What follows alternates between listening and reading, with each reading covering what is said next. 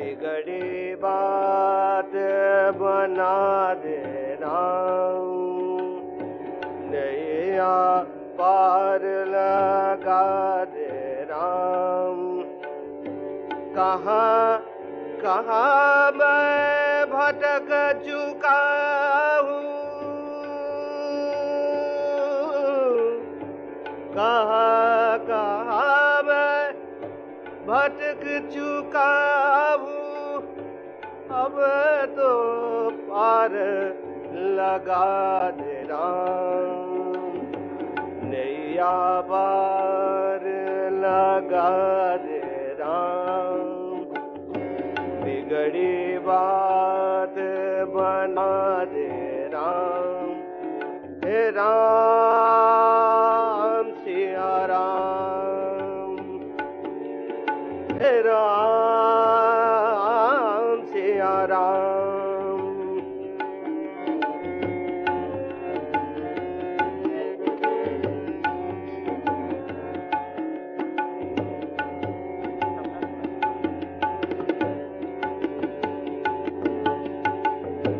घोर अंधेरा छाया है, मन पंछी घबराया है।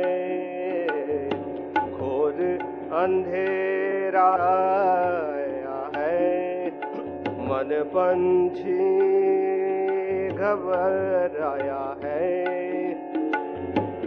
मोह माया की चक्कर में मैं मूर्ख भरमाया है। अब तो अंधेरा दूर करो,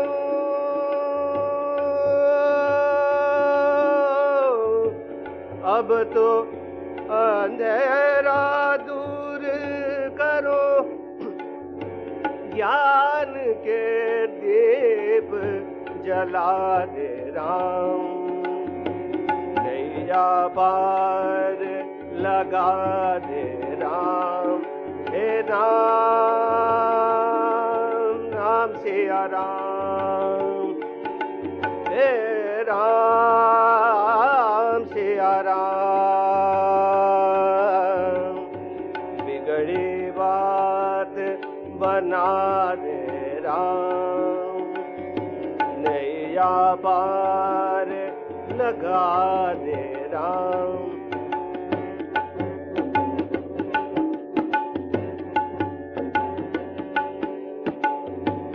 तुमने जीवन दान किया, तुमने जीवन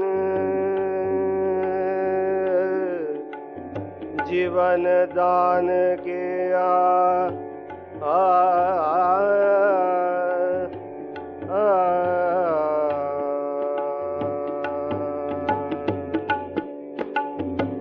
तुमने जीवन दान किया, कितना बड़ा एहसान किया हमने, मगर इस जीवन का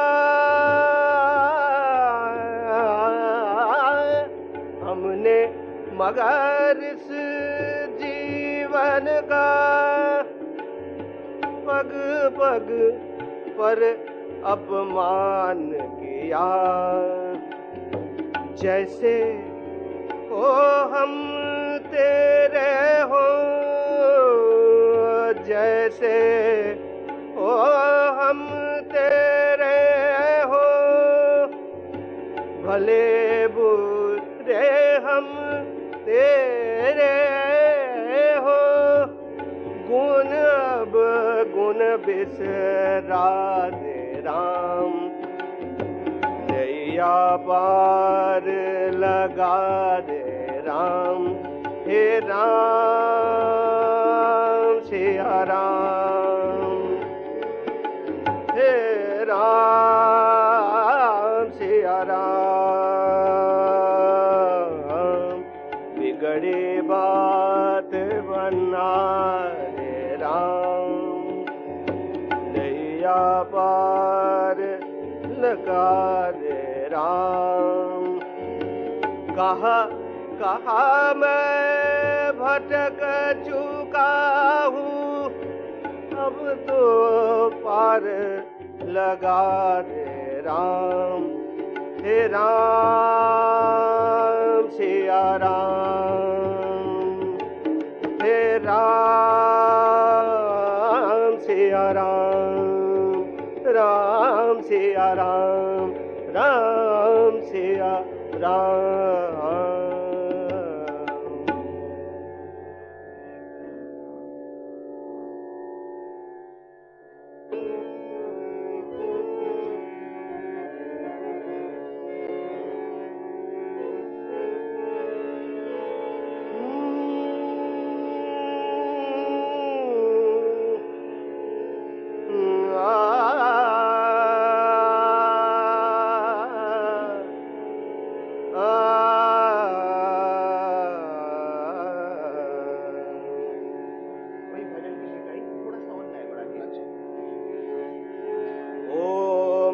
मतिया हरि हरि हरि गुण गान। ओ मेरे मतिया हरि हरि हरि गुण गान। नाम मुरारी भव भय हारी, नाम मुरारी भव भय हारी, नहीं नहीं नहीं बिसरी। हरि हरि हरि हरि हरि हरि हरि गुण गान।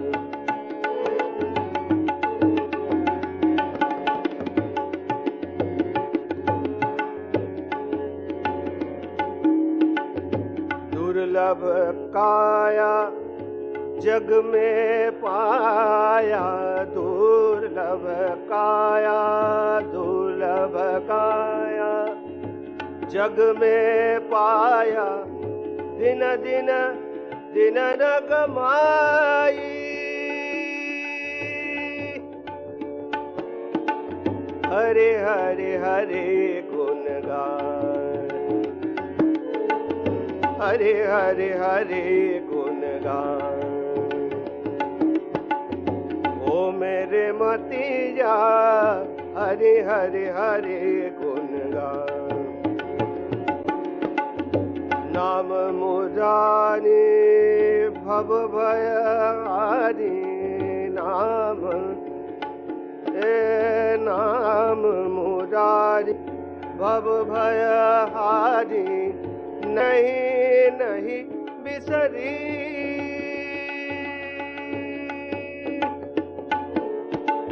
हरि हरि हरि गुण गान।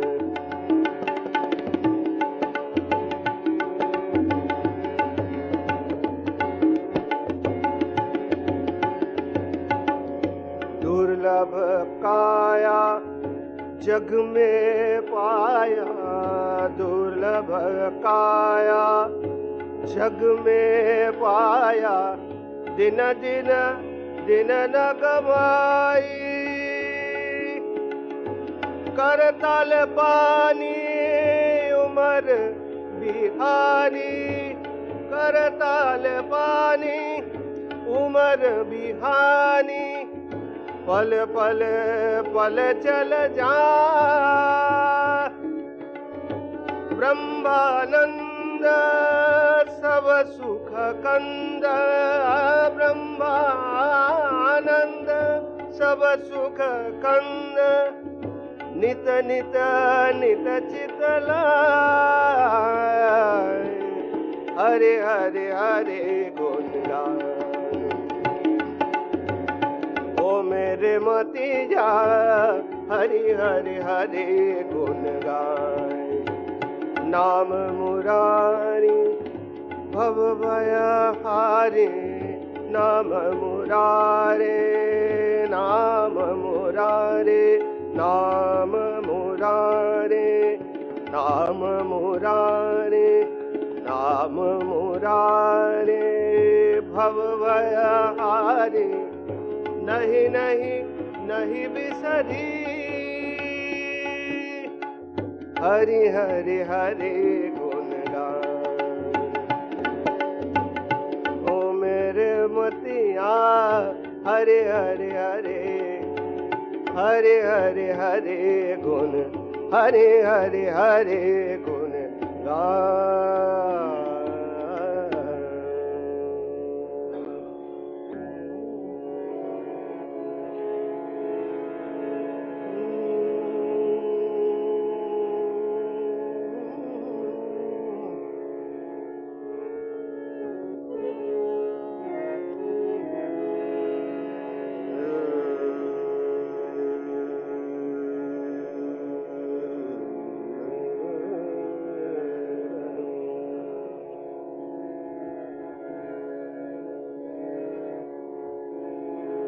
प्रभु आवन के,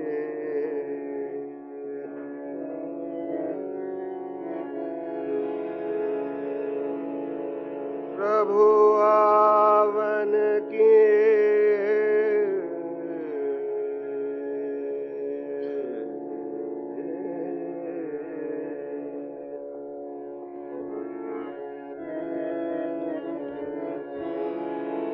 कहियो रे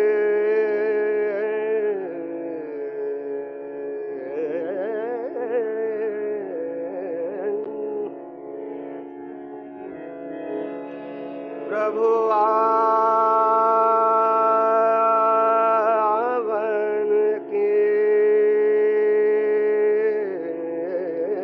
के, कहियो प्रभु आवन के,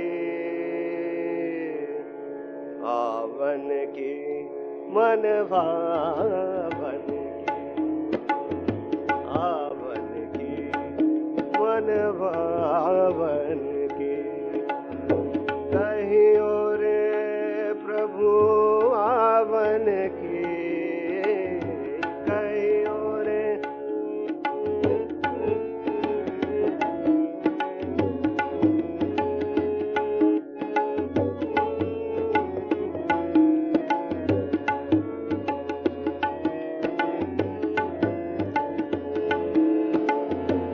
आवन के, प्रभु आवन के, कहियो रे प्रभु, कहियो रे, कहियो रे प्रभु आवन के, आवन के मन भावन के, आवन के मन भावन के। कहियो रे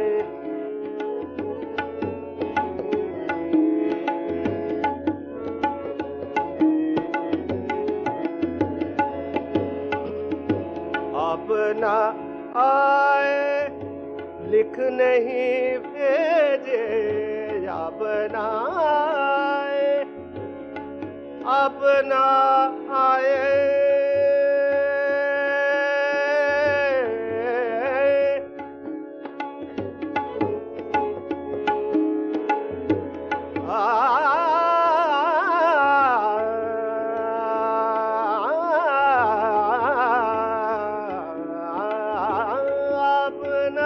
आए लिख नहीं भेजे, अपना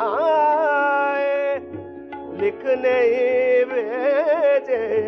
मान पड़े ललचावन की, ये दो नैना, ये दो नैना,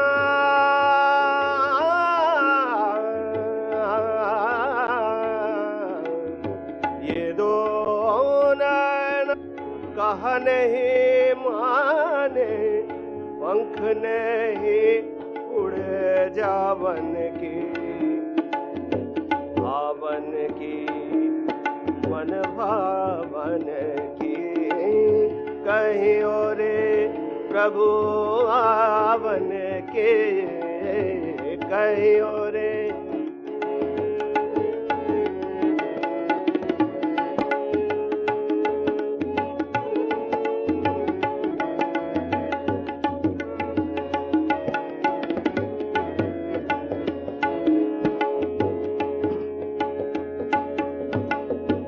अपना आए लिख नहीं भेजे, बान पड़े ललचावन की।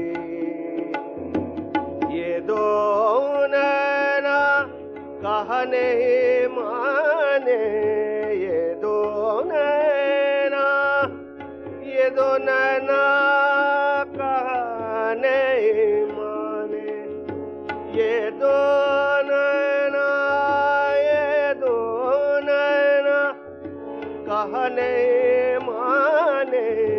भेद भई तेरे दामन की, आवन की मन भावन की। कहीं और प्रभु आवन के, कहीं और प्रभु आवन की, आवन की मन भावन की। मेरा कहे प्रभु, मेरा कहे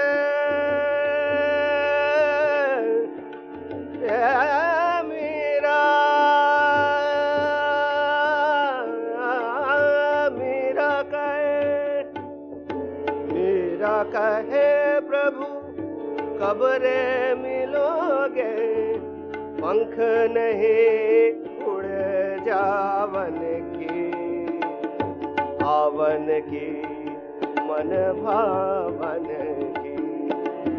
कहीं और प्रभु आवन के, कहीं और प्रभु आवन की, कहीं और प्रभु आवन की, कहीं और प्रभु आवन की, आवन की मन भावन की, आवन की मन भावन की, आवन की मन भावन की। अबीर रुधिरताए की शोभा হয়েছে গায়ে, काम आदि मोह जाए, काम आदि मोह जाए। हेरिबे कमनी ओ मा,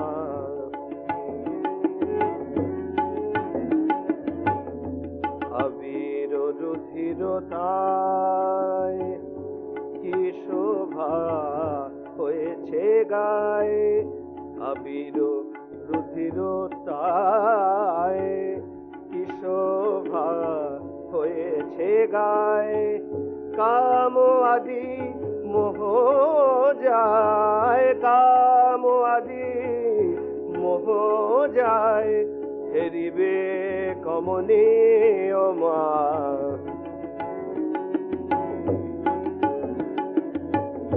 যে দেখেছে মায়ের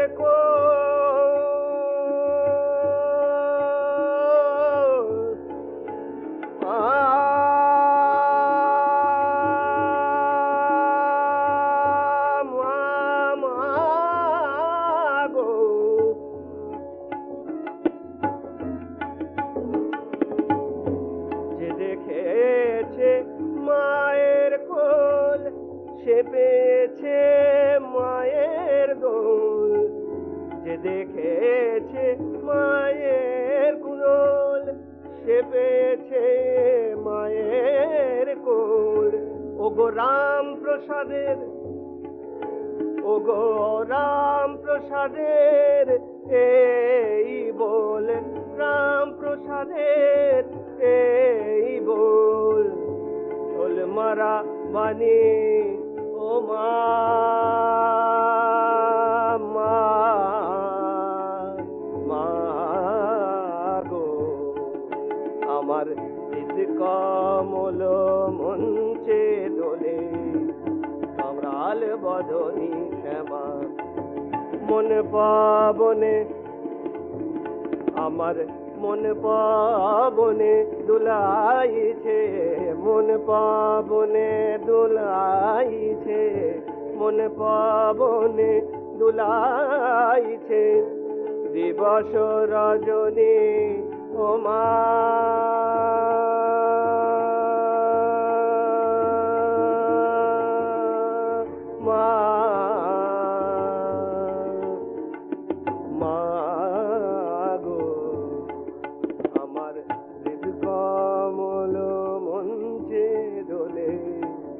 করাল বদনী শ্যামা করাল বদনী শ্যামা করাল বদনী শ্যামা।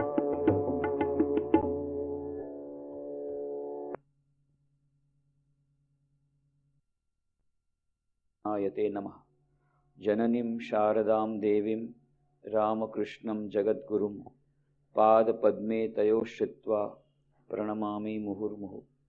नमः श्रीयतिराजाय विवेकानन्दसूरये सच्चित् सुखस्वरूपाय स्वामिने तापहारिणे।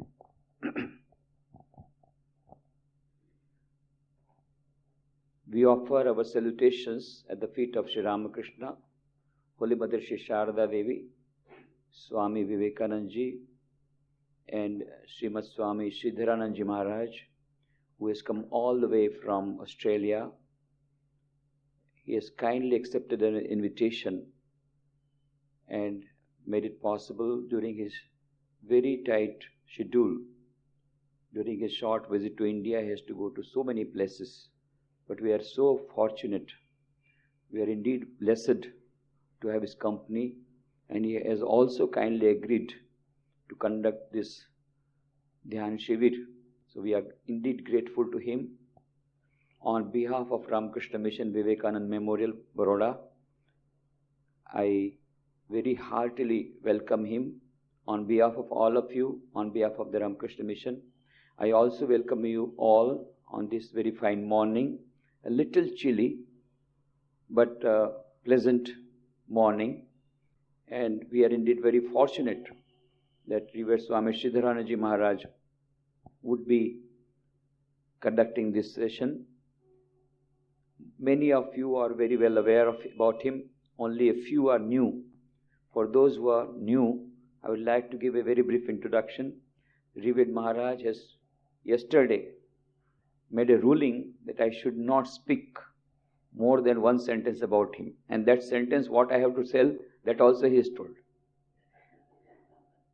He has told, you just tell them that this body has been in service, that is his body, has been in service at the feet of Sri Ramakrishna, Sharda Devi and Swami Vivekananda, officially in the organ of Ramakrishna Mission for last 60 years. He has completed 60 years of his monastic service to the order. That is the biggest and the greatest introduction that could be given of his dedicated service. At present, he is in Australia, and after his going to Sydney, there was a private center that has been affiliated. There has been great expansion and activities, both in terms of intensity and extensity. And now, new centers are also coming up in Australia. Please switch off your mobile phones or keep it in vibratory mode, or please go outside and listen to the talks, because the speaker has been provided there also. So, the center that we had at Sydney also has been to the new site. There is a lot of expansion. Previously, when he was in Lucknow, you know what a beautiful temple has been constructed at his initiative. And many of you had gone there for the celebrations, and many of you are aware. I did not tell anything because many of you are aware, and he has also told me no. But then, he is one of the senior most monks of our Ramakrishna order. And we are indeed blessed. Even to be in his company, even to sit at his feet is a blessed privilege. And when he can talk, he imparts great love. He is one of the few monks who not only impart speeches, but imparts love, tangible love. And many of the devotees recognize him as a loving monk rather than a learned monk, though he is equally learned and much more learned than many of our monks. In fact, he is one of the most learned monks of our order. And yet, because of the tremendous love that he has for the devotees, he is called a loving monk rather than a learned monk. So that is, we are indeed fortunate that we are we have got his company. Last year he came to Baroda, but it was a very short visit. So I complained, Maharaj, this is too short. And when I came to know that he is coming to India, immediately I sent an email, Maharaj, this time you have to keep the promise and give us at least 2 days. So Revered Maharaj has kindly agreed. That is how this was possible. Revered Maharaj has come in touch with many of our very senior monks of Ramakrishna order, whom we revere, the second generation of monks after the direct disciples of Sri Ramakrishna, whom we revere very much, and about whom we do not know much. So I have requested Revered Maharaj, in the evening after our evening Artrikam, he will open up his box, the treasure box. And he said, I normally do not open up. I am very hesitant, but somehow or the other, he has kindly agreed. Today he will open up the treasure box, the sacred memoirs of the Holy Association that he had with some of the senior monks of Ramakrishna order. That will be after evening Artrikam. And just now I have requested Maharaj, all over the world, a great new wave is coming. People are going mad after meditation. And people are making money out of that meditation business also. In that circumstances, what is true meditation? What is it? What are the real advantages? And how we can go about it? And these are the many things. Many people are now teaching also meditation, and many are learning meditation, but they are getting misguided. Under these circumstances, we thought it our duty, when a monk of his stature is coming here, let us learn from him the traditional method of meditation. Let us learn from him what is true meditation. Let us learn from him what is the real purpose of meditation and how we can make our life blessed. So I offer once again, I offer my humble pranams at his feet on behalf of Ramakrishna Mission Vivekananda Memorial Baroda, and on behalf of all of you and all of the devotees, on behalf of Barodians, Swami Atmadipananji will offer a garland as a token of our great love, great Shraddha, great Bhakti at his feet.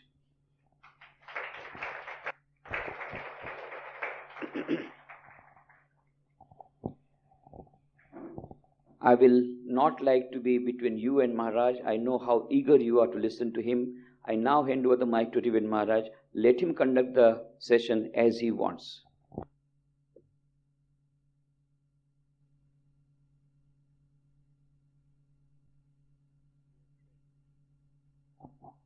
The devotees, the children of the Divine Mother, let me have the pleasure of addressing you as the children of the Divine Mother, which we all are. The first complaint is he outstepped his limits. He promised to me that he will only introduce me to you by one sentence. I had the great honor, the great privilege to serve this organization for 60 years and a few more days. I just completed 60 years of serving in mid-November. Anyway, dears, now let us get to the subject straight away. Let us not waste our time.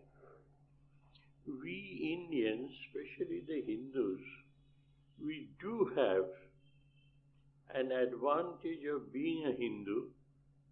Along with it, we suffer from a disadvantage of which we are not aware of. And I will explain to you what that disadvantage is.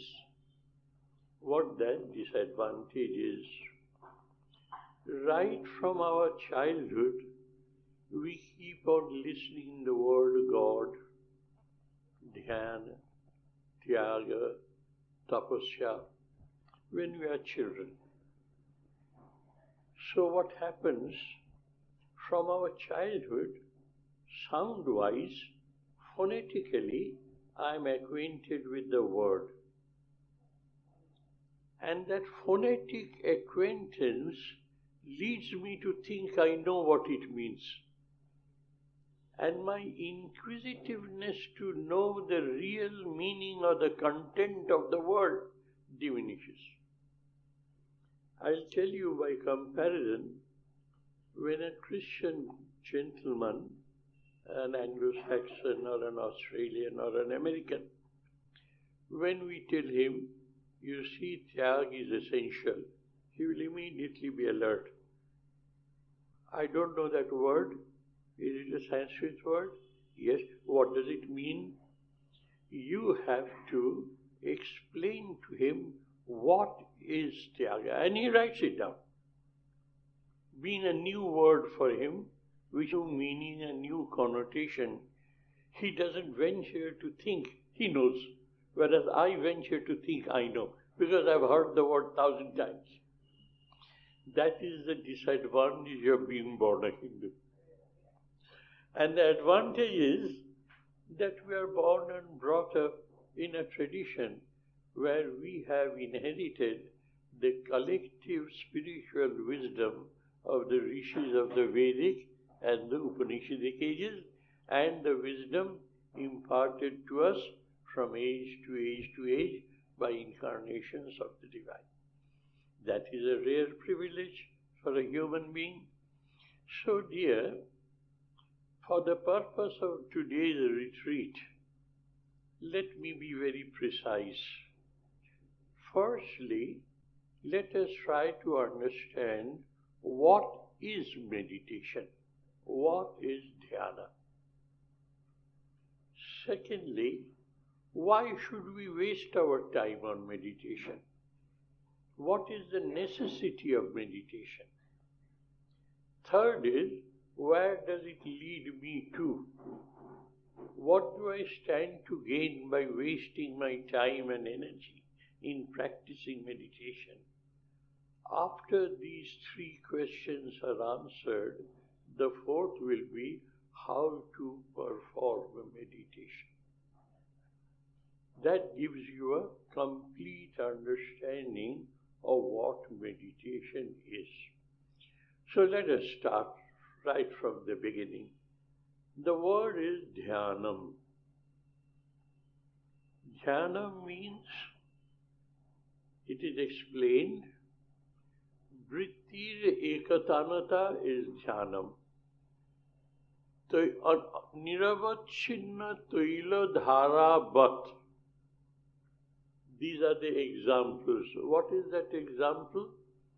There's a smaller pot below, and you have bought a good quantity of oil because it is easier, cheaper, and then you pour from the bigger pot to the smaller pot. You will find oil flows in a smooth manner without any interruption. Without any interruption. That the flow of oil from the bigger can to the smaller can is uninterrupted, and it's a uniform flow.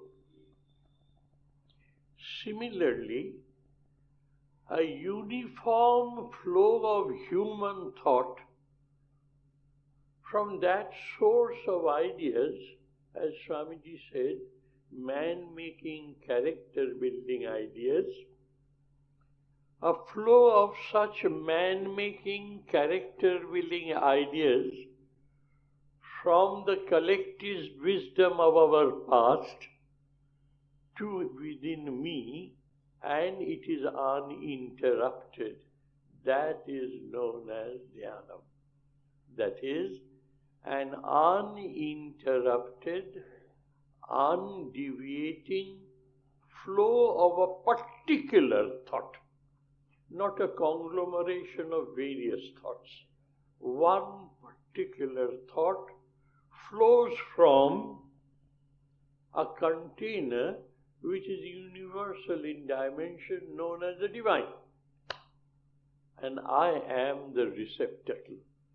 And the purpose is I fill myself up with that which flows from above, which I do consciously, with full of effort, full of understanding, with an unbending attitude and an unstoppable effort. This is what Dhyanam literally means. Many authors, many religious teachers, spiritual giants as it were, have explained it in very technical language in these texts. But apart from its technicality, from a robust commonsensical point of view, meditation means, dhyana means an uninterrupted flow of such thoughts, which is a man-making, character-building procedure, by means of which you fill yourself up, and that in the process of filling yourself up, the human personality transforms into a divine personality. That is the end result. That is why it should be done. So, why it is required is that this human being, who is undoubtedly aware that he is a miserable human being, he is told he is Amritasya Putra. He has no idea what that means. He is being ground into a paste by the vicissitudes of life. Therefore, Dhyanam leads to, if you can fill yourself up with such a noble man-making, character-building ideas, by following the constant process of thinking uninterruptedly of those noble thoughts, you fill yourself up, and the end result is this human personality transforms itself into a divine. That is the end all and be all of a meditative practice. So, this is the definition, and this definition, if followed practically in our day-to-day life, leads to this goal. Why it is to be pursued? Because I am tired of this type of existence. Eat, drink, and be merry, tomorrow we die.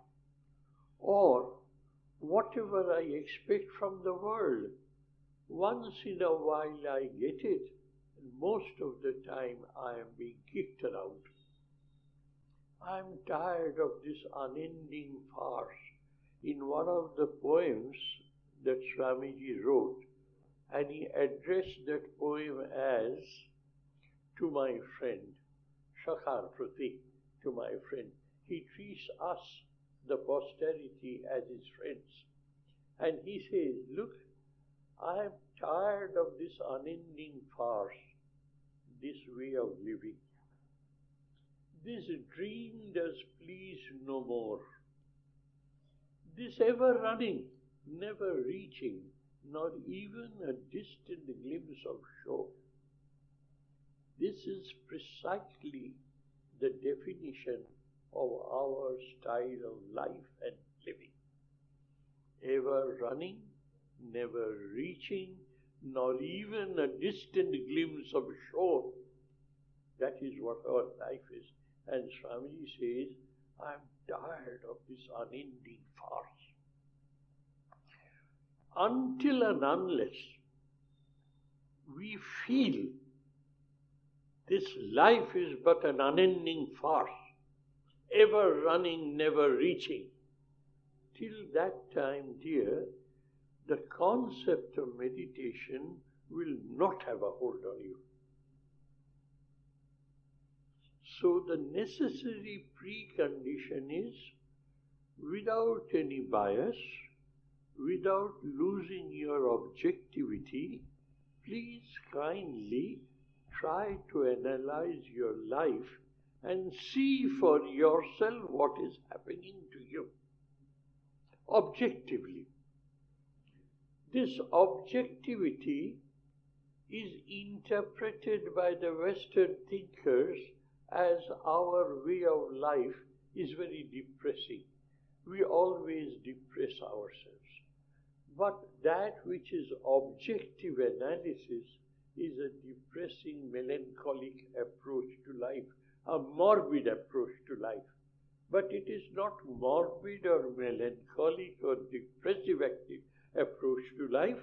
It is nothing else but an absolute, unbiased, commonsensical understanding of our life and the way the life is flowing.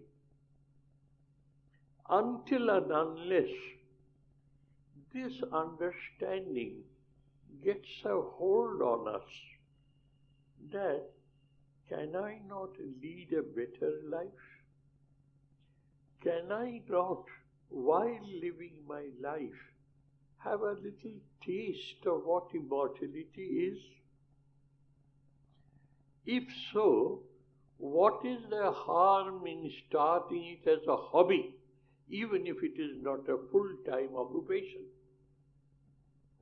We have so many hobbies. All of us have a hobby.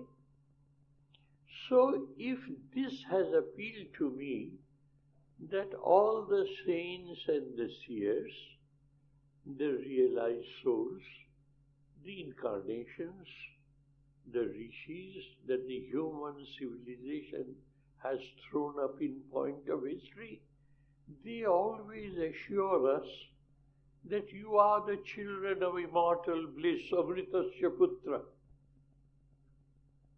And he says, Ame dhamani divyani tastu.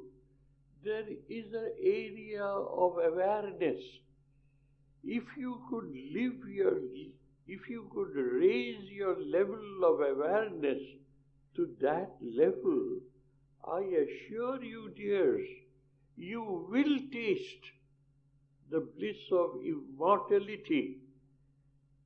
Therefore, make up your mind, convince yourself that this flow of life can be channelized in a manner where you will be one with God.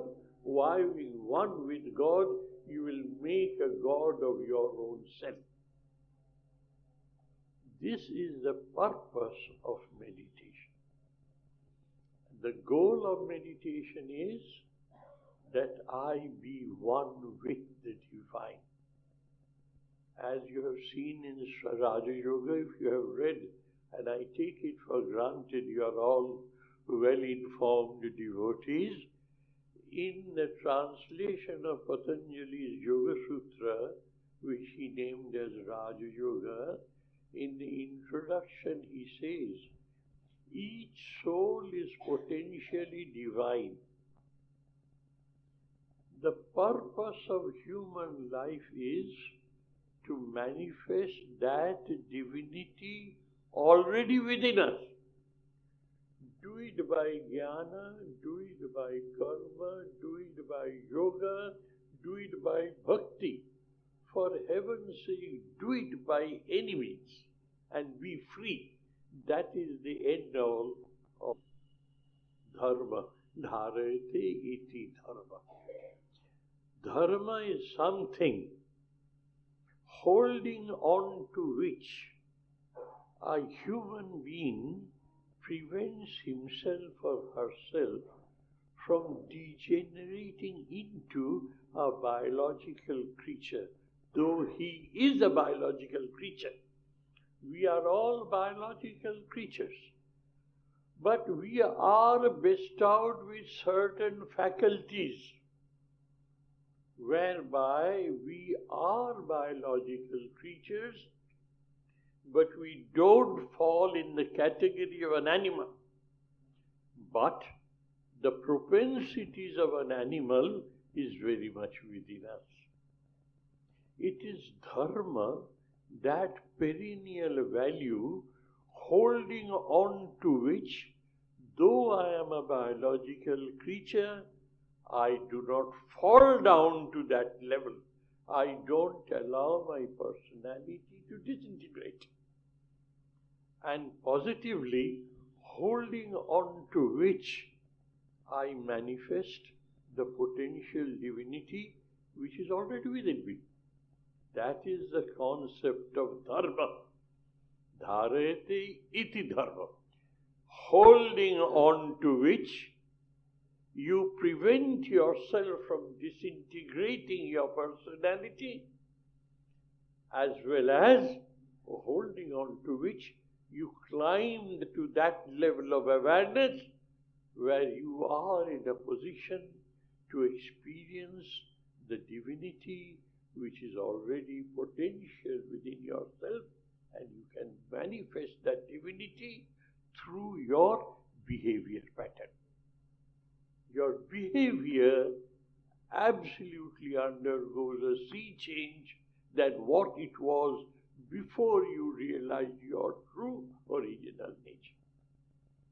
The purpose of dhyanam, the purpose of meditation, dear, is to lift our level of awareness,